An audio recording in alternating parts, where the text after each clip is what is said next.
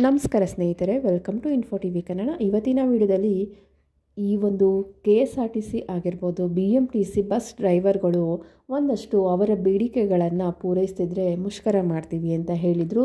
ಇವಾಗ ಅದರ ಬಗ್ಗೆ ಒಂದಷ್ಟು ಲೇಟೆಸ್ಟ್ ಅಪ್ಡೇಟ್ ಬಂದಿದೆ. ಅಂದರೆ ಮುಷ್ಕರನ ಹಿಂದಕ್ಕೆ ತೊಗೊಂಡಿದ್ದಾರಾ ಇಲ್ವಾ, ಕಂಟಿನ್ಯೂ ಮಾಡ್ತಾರಾ, ಏನು ಮಾಡ್ತಾರೆ, ಸರ್ಕಾರ ಯಾವ ರೀತಿಯಲ್ಲಿ ಅವರ ಸ್ಪಂದನೆ ಮಾಡಿದೆ ಅನ್ನೋದ್ರ ಬಗ್ಗೆ ನಾನು ಇಲ್ಲಿ ಮಾಹಿತಿ ಕೊಡ್ತೀನಿ. ಹಾಗೆ ಇನ್ನೊಂದೇನು ಅಂದರೆ, ಯಾರ್ಯಾರಿಗೆ ಈ ತಿಂಗಳ ಒಂದು ಪಿಂಚಣಿ ಹಣ ಅಂದರೆ ವಿಧವಾ ವೇತನ ಆಗಿರ್ಬೋದು, ಅಂಗವಿಕಲರಿಗೆ ಬರುವಂಥ ಪಿಂಚಣಿ ಹಣ ಆಗಿರ್ಬೋದು, ಹಾಗೆ ಸಂಧ್ಯಾ ಸುರಕ್ಷಾ ಯೋಜನೆ ಇದ್ರ ಬಗ್ಗೆಯೂ ಸಹ ನಾನು ಇಲ್ಲಿ ಮಾಹಿತಿನ ಕೊಡ್ತೀನಿ. ಇವರಿಗೆಲ್ಲ ಹಣ ಆಗಿದೆಯೋ ಇಲ್ವೋ ಅಥವಾ ಯಾವಾಗ ಜಮಾ ಆಗುತ್ತೆ, ಹಾಗೆ ಸರ್ಕಾರದಿಂದ ಪಿಂಚಣಿ ಹಣ ಪಡ್ಕೊಳ್ಳೋರಿಗೆ ಒಂದು ಗುಡ್ ನ್ಯೂಸ್ ಸಹ ಇದೆ. ಈ ಎಲ್ಲ ಮಾಹಿತಿಗಳನ್ನು ನಾನು ಈ ವಿಡಿಯೋದಲ್ಲಿ ನಿಮಗೆ ತಿಳಿಸ್ಕೊಡ್ತೀನಿ. ಅದಕ್ಕೂ ಮುಂಚೆ ನೀವೇನಾದರೂ ಹೊಸದಾಗಿ ನಮ್ಮ ಚಾನಲ್ ನೋಡ್ತಾ ಇದ್ದರೆ ಪ್ಲೀಸ್ ಸಬ್ಸ್ಕ್ರೈಬ್ ಮಾಡ್ಕೊಂಡು ನೋಡಿ. ಹಾಗೆ ವಿಡಿಯೋನ ನೀವು ಸ್ಕಿಪ್ ಮಾಡ್ಕೊಂಡು ನೋಡಿದ್ರೆ ವಿಷಯ ಕೂಡ ಅರ್ಧಂಬರ್ಧ ಅರ್ಥ ಆಗುತ್ತೆ. ಸೊ ಹಾಗಾಗಿ ಎಲ್ಲೂ ವಿಡಿಯೋನ ಸ್ಕಿಪ್ ಮಾಡ್ದಿರ ನೋಡಿದ್ರೆ ಕಂಪ್ಲೀಟ್ ಮಾಹಿತಿ ಸಿಗುತ್ತೆ. ಬನ್ನಿ ಈಗ ವಿಡಿಯೋನ ಸ್ಟಾರ್ಟ್ ಮಾಡೋಣ.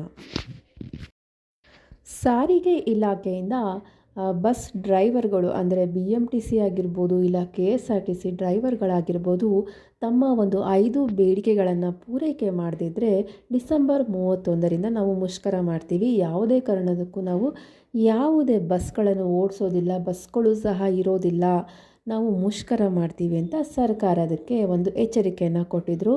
ಅದಕ್ಕೆ ಸರ್ಕಾರದವರು ಇವಾಗ ಸ್ಪಂದನೆ ಮಾಡಿದ್ದಾರೆ. ಏನು ಮಾಡಿದ್ದಾರೆ ಅಂದರೆ, ಕೆಲವೊಂದು ನಿಮ್ಮ ಒಂದು ಬೇಡಿಕೆಗಳನ್ನು ನಾವು ಪೂರೈಸ್ತೇವೆ, ನಮಗೆ ಒಂದಷ್ಟು ಕಾಲಾವಕಾಶವನ್ನು ಕೊಡಿ, ಅಂದರೆ ಜನವರಿ 15ರವರೆಗೂ ನಮಗೆ ಕಾಲಾವಕಾಶವನ್ನು ಕೊಡಿ, ನಿಮ್ಮ ಮುಷ್ಕರವನ್ನು ಹಿಂತೆಗೆದುಕೊಳ್ಳಿ ಅಂತ ಒಂದು ಸರ್ಕಾರದವರು ಮನವಿಯನ್ನು ಮಾಡಿಕೊಂಡಿದ್ದಾರೆ. ಅದಕ್ಕೆ ಇವಾಗ BMTC ಆಗಿರ್ಬೋದು ಇಲ್ಲ KSRTC ಬಸ್ ಡ್ರೈವರ್ಸ್ಗಳು ಸಾರಿಗೆ ಇಲಾಖೆಯಿಂದ ಇವರ ಒಂದು ಸರ್ಕಾರದ ಮನವಿಗೆ ಒಪ್ಪಿಕೊಂಡು ಇವಾಗ ಮುಷ್ಕರವನ್ನು ಹಿಂತೆಗೆದುಕೊಳ್ತಿದ್ದಾರೆ. ಹಾಗಾಗಿ ಏನು ಒಂದು ಬಸ್ಗಳು ಇರೋದಿಲ್ಲ ಅಂತ ಒಂದು ಸುದ್ದಿ ಹರಿದಾಡ್ತಾ ಇತ್ತು, ಇನ್ಮೇಲಿಂದ ನಿಮಗೆ ಬಸ್ಗಳು ನಾರ್ಮಲಾಗಿ ಸಿಗುತ್ತೆ, ನೀವು ಎಲ್ಲಿ ಬೇಕಾದರೂ ಹೋಗ್ಬೋದು. ಹಾಗೆ ಶಕ್ತಿ ಯೋಜನೆಯಿಂದ ಯಾರೆಲ್ಲ ಉಚಿತವಾಗಿ ಬಸ್ಸಲ್ಲಿ ಪ್ರಯಾಣ ಮಾಡ್ತಿದ್ರೋ ಅವರು ಹೇಗೆ ಮೊದಲೆಲ್ಲ ಹೇಗೆ ಉಚಿತವಾಗಿ ಹೋಗ್ತಿದ್ರೋ ಅದೇ ರೀತಿಯಾಗಿ ಇನ್ನು ಮುಂದೆನೂ ಕೂಡ ಉಚಿತವಾಗಿ ಹೋಗ್ಬೋದಾಗಿದೆ. ಯಾಕಂದರೆ ಸರ್ಕಾರ ಇವರ ಬೇಡಿಕೆಗಳನ್ನು ಪೂರೈಕೆ ಮಾಡ್ತೀವಿ ಅಂತ ಒಂದು ರಿಕ್ವೆಸ್ಟ್ ಏನನ್ನೋದನ್ನು ಅವರು ಒಪ್ಕೊಂಡಿರೋದ್ರಿಂದ ಇವಾಗ ಮುಷ್ಕರವನ್ನು ಹಿಂತೆಗೆದುಕೊಂಡಿದ್ದಾರೆ. ಇದು ಈ ಒಂದು ಮುಷ್ಕರಕ್ಕೆ ಸಂಬಂಧಪಟ್ಟಂಥ ಮಾಹಿತಿಯಾಗಿದೆ. ಹಾಗೆ ಪಿಂಚಣಿ ಮತ್ತು ಈ ವಿಧವಾ ವೇತನ ಆಗಿರ್ಬೋದು, ಅಂಗವಿಕಲ ವೇತನ ಏನೇನು ಪಡ್ಕೊತಾ ಇದ್ರಿ ಅದ್ರ ಬಗ್ಗೆ ಮಾಹಿತಿನ ನೋಡೋದಾದರೆ, ಈ ತಿಂಗಳು ಅಂದರೆ ಡಿಸೆಂಬರ್ ತಿಂಗಳಲ್ಲಿ ಯಾರೆಲ್ಲ ಅಂಗವಿಕಲರು ಏನು ಸರ್ಕಾರದಿಂದ ಹಣವನ್ನು ಪಡ್ಕೊತಾ ಇದ್ರು ಅವರಿಗೆ ಹಣ ಬಿಡುಗಡೆ ಆಗಿದೆ. ಅಂದರೆ ಡಿಸೆಂಬರ್ ತಿಂಗಳ ಹಣ ಬಿಡುಗಡೆ ಆಗಿದೆ. ಆದರೆ ವಿಧವಾ ವೇತನ ಆಗಿರ್ಬೋದು ಇಲ್ಲ ವೃದ್ಧಾಪ್ಯ ವೇತನ ಅಂದರೆ ಸಂಧ್ಯಾ ಸುರಕ್ಷಾ ಯೋಜನೆ ಇರುತ್ತಲ್ಲ, ಆ ರೀತಿ ಯೋಜನೆಗಳಿಗೆ ಹಣ ಇನ್ನೂ ಬಿಡುಗಡೆ ಆಗಿಲ್ಲ. ಅದಕ್ಕೆ ಸರ್ಕಾರದವರು ಹೇಳ್ತಿದ್ದಾರೆ ಇನ್ನೊಂದು 2 ದಿವಸದಲ್ಲಿ ಬಿಡುಗಡೆ ಮಾಡ್ತೀವಿ ಅಂತಲೂ ಸಹ ಹೇಳ್ತಾ ಇದ್ದಾರೆ. ಹಾಗೆ ಇನ್ನೊಂದು ವಿಷಯ ಏನು ಅಂದರೆ, ನೀವೇನಾದರೂ ಸಂಧ್ಯಾ ಸುರಕ್ಷಣಾ ಪಿಂಚಣಿ ತೊಗೊಳ್ತಾ ಇರ್ಬೋದು ಇಲ್ಲ ವಿಧವಾ ವೇತನದಿಂದ ಪಿಂಚಣಿ ತೊಗೊಳ್ತಾ ಇರ್ಬೋದು. ಹಾಗಿದ್ರೆ ನಿಮಗೆ ಸರ್ಕಾರದಿಂದ ಒಂದು ಕಂಡೀಷನ್ ಇದೆ. ಏನು ಅಂದರೆ, ನಿಮ್ಮ ಒಂದು ಜೀವನ ಪ್ರಮಾಣ ಪತ್ರ, ಅಂದರೆ ನೀವಿನ್ನೂ ಬದುಕಿದ್ದೀರಾ ಅನ್ನೋದಕ್ಕೆ ಒಂದು ಜೀವನ ಪ್ರಮಾಣ ಪತ್ರನ ಸಲ್ಲಿಸಿದ್ರೆ ಮಾತ್ರ ನಿಮಗೆ ನವೆಂಬರ್ ಮತ್ತು ಡಿಸೆಂಬರ್ ತಿಂಗಳಿಂದ ಹಣ ಬಿಡುಗಡೆ ಮಾಡ್ತೀವಿ ಅನ್ನೋ ಒಂದು ಕಂಡೀಷನ್ಸ್ ಆಯಿತು. ಅದು ಎಷ್ಟು ಜನಕ್ಕೆ ಗೊತ್ತಿದೆಯೋ ಇಲ್ವೋ ಗೊತ್ತಿಲ್ಲ. ನಾನು ಹಳೆ ವಿಡಿಯೋದಲ್ಲೂ ಸಹ ನಾನು ಅಪ್ಡೇಟ್ ಮಾಡಿದ್ದೀನಿ ಇದ್ರ ಬಗ್ಗೆ, ಪಿಂಚಣಿ ಬಗ್ಗೆ. ಈ ಥರ ಜೀವನ ಪ್ರಮಾಣ ಪತ್ರನ ನೀವು ಕೊಟ್ಟರೆ ಮಾತ್ರ ನಿಮಗೆ ಪಿಂಚಣಿ ಸಿಗುತ್ತೆ ಅಂತ ನಾನು ವಿಡಿಯೋ ಮಾಡಿದ್ದೆ. ಯಾರಿಗಾದ್ರೂ ಗೊತ್ತಿಲ್ಲ ಅಂದರೆ ಇವಾಗಲೂ ಸಹ ಹೇಳ್ತಾ ಇದ್ದೀನಿ, ನೀವು ನಿಮ್ಮ ಹತ್ತಿರದ ಒಂದು ಗ್ರಾಮ ಪಂಚಾಯಿತಿಗಳಿಗೆ ಹೋಗಿ ಈ ಒಂದು ಪ್ರಮಾಣ ಪತ್ರನ ಸಲ್ಲಿಸ್ಬೋದಾಗಿದೆ. ಹಾಗಾದರೆ ಎಲ್ಲಿ ಈ ಒಂದು ಜೀವನ ಪ್ರಮಾಣ ಪತ್ರ ಸಿಗುತ್ತೆ ಅಂದರೆ, ನಿಮ್ಮ ಹತ್ತಿರದ CIC ಸೆಂಟರಲ್ಲಿ ಹೋಗಿ ನೀವು ವಿಚಾರಿಸಿದ್ರೆ ಅಲ್ಲಿ ನಿಮಗೆ ಈ ಒಂದು ಏನು ಪ್ರಮಾಣ ಪತ್ರನ ನೀವು ಪಡ್ಕೊಂಡು ನಂತರ ಈ ಪೋಸ್ಟ್ ಆಫೀಸಲ್ಲಾದರೂ ನೀವು ಸಬ್ಮಿಟ್ ಮಾಡ್ಬೋದು, ಇಲ್ಲ ನಿಮ್ಮ ಹತ್ತಿರದ ಗ್ರಾಮ ಪಂಚಾಯಿತಿಗಳಲ್ಲಿ ಹೋಗಿ ನೀವು ಸಬ್ಮಿಟ್ ಮಾಡಿದ್ರೆ ನಿಮಗೆ ಏನು ಪಿಂಚಣಿ ಯೋಜನೆ ಯೋಜನೆ ಏನು ಬರ್ತೈತೆ ಅದು ಇನ್ನು ಮುಂದೆನೂ ಸಹ ಕಂಟಿನ್ಯೂ ಆಗುತ್ತೆ. ನೀವೇನಾದರೂ ಕೊಟ್ಟಿಲ್ಲ ಅಂದರೆ ಖಂಡಿತವಾಗೂ ನಿಮಗೆ ಈ ಪಿಂಚಣಿ ಯೋಜನೆ ಬರೋದೇ ಇಲ್ಲ. ಯಾಕಂದರೆ ಈ ಜೀವನ ಪ್ರಮಾಣ ಪತ್ರ ಸಲ್ಲಿಸೋದು ತುಂಬಾ ಮುಖ್ಯವಾಗಿದೆ. ಯಾಕೆ ಅಂದರೆ ಇವಾಗ ನೀವು ಬದುಕಿದಿರೋ ಇಲ್ವೋ ಅಂತ ಸರ್ಕಾರಕ್ಕೆ ಗೊತ್ತಾಗಬೇಕಲ್ವ. ನಿಮಗೇನೋ ಹಣ ಬರ್ತಾ ಇರುತ್ತೆ, ವಯಸ್ಸಾಗಿರುತ್ತೆ, ನೀವೇನಾದರೂ ತೀರೋಗಿದ್ರೆ ನಿಮ್ಮ ಮಕ್ಕಳು ಪಡ್ಕೊತಾ ಇರ್ತಾರಲ್ಲ, ಸೊ ಅದಕ್ಕಾಗಿ ನೀವು ಬದುಕಿದಿರೋ ಇಲ್ವೋ ಅನ್ನೋ ಒಂದು ಇಂಪಾರ್ಟೆಂಟ್ ಇನ್ಫಾರ್ಮೇಷನ್ ಅವ್ರಿಗೆ ಬೇಕಾಗುತ್ತೆ. ಅದಕ್ಕೋಸ್ಕರ ಇದನ್ನು ಕಂಪಲ್ಸರಿಯಾಗಿ ಮಾಡಿದ್ದಾರೆ. ಸೊ ನೀವಿನ್ನೂ ಇದನ್ನು ಜೀವನ ಪ್ರಮಾಣ ಪತ್ರನ ಸಲ್ಲಿಸಿಲ್ಲ ಅಂದರೆ ಇವತ್ತಿಂದ ನಾಳೆ ಹೋಗಿ ನೀವು ಸಲ್ಲಿಸ್ಬೋದಾಗಿದೆ.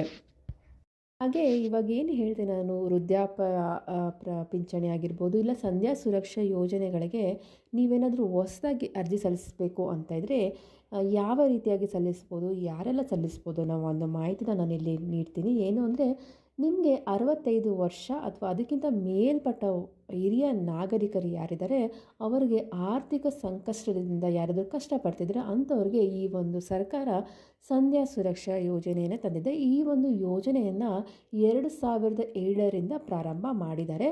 ಸೊ ಯಾರೆಲ್ಲ ಅರ್ಹರಾಗಿರ್ತಾರೆ ಅಂದರೆ ಸಣ್ಣ ರೈತರು, ಅತಿ ಸಣ್ಣ ರೈತರು, ಕೃಷಿ ಕಾರ್ಮಿಕರು, ನೇಕಾರರು, ಮೀನುಗಾರರು, ಇವರೆಲ್ಲ ಈ ಒಂದು ಯೋಜನೆಗೆ ಅರ್ಜಿನ ಸಲ್ಲಿಸ್ಬೋದಾಗಿದೆ. ಮತ್ತು ಯಾರು ಅರ್ಜಿನ ಸಲ್ಲಿಸೋದಿಲ್ಲ ಅಂದರೆ ಯಾರು ಕನ್ಸ್ಟ್ರಕ್ಷನ್ ವರ್ಕರ್ ಅಂದರೆ ಕಾರ್ಮಿಕರು ಯಾರಿರ್ತಾರೆ, ಅಸಂಘಟಿತ ವಲಯದ ಕಾರ್ಮಿಕರು ಯಾರ್ಯಾರಿರ್ತಾರೆ ಅವರು ಈ ಒಂದು ಯೋಜನೆಗೆ ಅಪ್ಲೈನ ಮಾಡೋಕ್ಕಾಗೋದಿಲ್ಲ. ಅವರು ಈ ಯೋಜನೆಗೆ ಅಪ್ಲೈ ಮಾಡಿ ಹಣನೂ ಸಹ ಪಡ್ಕೊಳಕ್ಕಾಗಲ್ಲ. ಯಾಕಂದರೆ ಅವ್ರಿಗೆ ಬೇರೆ ಒಂದು ಕಾರ್ಡ್ ಇರುತ್ತೆ, ಲೇಬರ್ ಕಾರ್ಡ್ ಇರುತ್ತಲ್ವ, ಅದರ ಮೂಲಕ ಅವ್ರಿಗೆ ಪಿಂಚಣಿ ಸಿಗುತ್ತೆ. ಅದಕ್ಕೋಸ್ಕರವಾಗಿ ಈ ಯೋಜನೆಗೆ ಅವರು ಅಪ್ಲೈನ ಮಾಡೋಕ್ಕಾಗಲ್ಲ.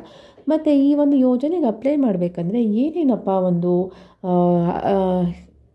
ಅರ್ಹತಾ ಮಾನದಂಡಗಳಂತಾರಲ್ಲ, ಏನಿರಬೇಕು ಅಂದರೆ ಪತಿ ಮತ್ತು ಪತ್ನಿಯ ವಾರ್ಷಿಕ ಆದಾಯ 32,000ಕ್ಕಿಂತ ಹೆಚ್ಚಿಗೆ ಇರಬಾರ್ದು. ಹಾಗೂ ನಿಮ್ಮ ಒಂದು ಗಂಡ ಹೆಂಡ್ತಿಯರ ಒಂದು ಏನಾರ ಸೇವಿಂಗ್ಸ್ ಅಕೌಂಟ್ ಏನಾರು ಆ ರೀತಿ ಇದ್ದರೆ ನೀವು ಅಲ್ಲಿ 10,000ಕ್ಕಿಂತ ಹೆಚ್ಚಿಗೆ ಹಣ ಇರಬಾರ್ದು. ಮತ್ತು ನೀವು ಯಾವುದೇ ಬೇರೆ ರೀತಿಯ ಒಂದು ಪಿಂಚಣಿ ಹಣ ಅಂದರೆ ಸಾರ್ವಜನಿಕ ಆಗಿರ್ಬೋದು ಇಲ್ಲ ಪ್ರೈವೇಟ್ ಆಗಿರ್ಬೋದು ನೀವು ಪಡಿತಾ ಇರ್ಬೋದು. ಮತ್ತು ನಿಮಗೆ ಏನಾದರೂ ಗಂಡು ಮಕ್ಕಳಿದ್ರೆ ನಿಮಗೆ ಅವರು ಚೆನ್ನಾಗಿ ನೋಡ್ಕೊತಾ ಇಲ್ಲ ಅಂದರೆ ಈ ಒಂದು ಯೋಜನೆ ಮೂಲಕ ನೀವು ಅರ್ಜಿನ ಸಲ್ಲಿಸಿ ಪಡ್ಕೋಬೋದಾಗಿದೆ. ಮತ್ತು ಏನೇನು ಡಾಕ್ಯುಮೆಂಟ್ಸ್ ಬೇಕಾಗುತ್ತೆ ಅಂದರೆ ನಿಮ್ಮ ಒಂದು ಅಡ್ರೆಸ್ ಪ್ರೂಫ್ ಬೇಕಾಗುತ್ತೆ, ಮತ್ತು ಏಜ್ ಪ್ರೂಫ್ ಬೇಕಾಗುತ್ತೆ, ಮತ್ತು ನಿಮ್ಮ ಒಂದು ಬ್ಯಾಂಕ್ ಮತ್ತು ಪೋಸ್ಟ್ ಆಫೀಸ್ ಏನಾದರೂ ಬ್ಯಾಂಕ್ ಅಕೌಂಟ್ ಇದ್ದರೆ ಅದನ್ನು ಸಹ ನೀವು ಕೊಡ್ಬೋದು. ಆಧಾರ್ ಕಾರ್ಡು ಮತ್ತು ರೇಷನ್ ಕಾರ್ಡ್ ಬೇಕಾಗುತ್ತೆ. ಎಷ್ಟು ನಿಮಗೆ ಈ ಒಂದು ಯೋಜನೆ ಮೂಲಕ ಹಣ ಸಿಗುತ್ತೆ ಅಂದರೆ ತಿಂಗಳಿಗೆ 1,200 ರೂಪಾಯಿ ನಿಮಗೆ ಹಣ ಸಿಗುತ್ತೆ. ಮತ್ತು ನೀವು ಯೋಜನೆಗೆ ಎಲ್ಲಿ ಹೋಗಿ ಅರ್ಜಿನ ಸಲ್ಲಿಸ್ಬೋದು ಅಂದರೆ ನಿಮ್ಮ ಒಂದು ಹತ್ತಿರದ ಅಟಲ್ ಜಿ ಜನಸ್ನೇಹಿ ಕೇಂದ್ರಗಳೇನಿರ್ತೋ ಅಲ್ಲಿ ಹೋಗಿ ನೀವು ಅರ್ಜಿನ ಸಲ್ಲಿಸ್ಬೋದಾಗಿದೆ. ಈ ರೀತಿಯಾಗಿ ನೀವೆಲ್ಲ ಡಾಕ್ಯುಮೆಂಟ್ಸು ಕೊಟ್ಟು ನೀವು ಅರ್ಜಿ ಸಲ್ಲಿಸಿದರೆ ನಿಮಗೆ ತಿಂಗಳಿಗೆ 1,200 ರೂಪಾಯಿ ಹಣನ ನೀವು ಪ್ರತಿ ತಿಂಗಳು ಸಹ ಪಡ್ಕೋಬೋದಾಗಿದೆ.